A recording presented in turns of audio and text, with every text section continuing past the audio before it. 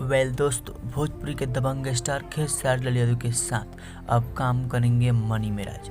जो कि मनी मिराज अपनी डायलॉग या डांस से लोगों को दिलों में बस गए हैं और खेसारी लाल यादव के यह साथ काम करना चाहते हैं।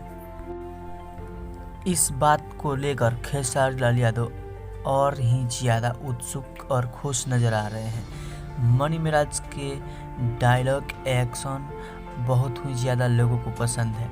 इन दोनों जोड़ियों को बारे में आप क्या कहना चाहेंगे?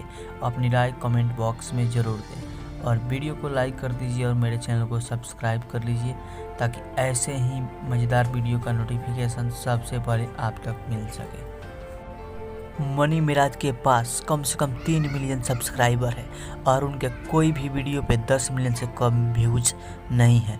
इनके बारे में आप क्या कहना चाहेंगे, इन व्यूज़ों के बारे में? मनी मिराज की डांस की बात की जाए तो मनी मिराज काफ़ी ही अलग अंदाज में डांस करते हैं और इनके साथी भी बहुत ही ज़्यादा डांस करने में तैयार है।